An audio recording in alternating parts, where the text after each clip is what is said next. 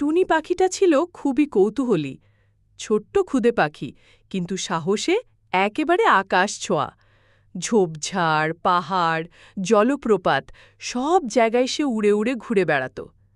একদিন টুনি তার মায়ের কাছে বলল, মা, আমি আজ একটু অন্য পথে উড়ব। শুনেছি দূরের জঙ্গলে অনেক মজার মজার গাছগাছালি আছে। মা বললেন, শোন টুনি, ওদিকের জঙ্গলটা একটু বিপজ্জনক, ওখানে এক বিশাল বাঘ থাকে। বাঘ? আমি তো উড়ে যাব, সে আমার কি করবে?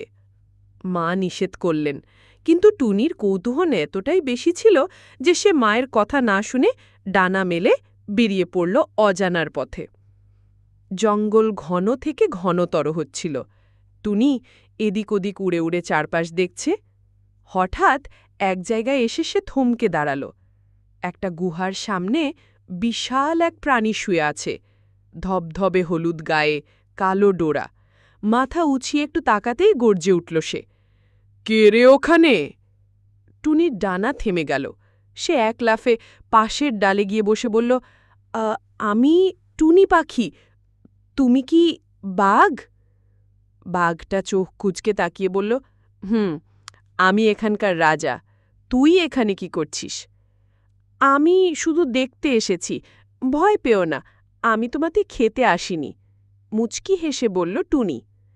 বাঘ এক মুহূর্ত তাকিয়ে থেকে হো হো করে হেসে উঠল, হো হো হো হো হো হো হো হো, এত সাহস, একটুখানি পাখি আর কথা বলে রাজাদের মতো।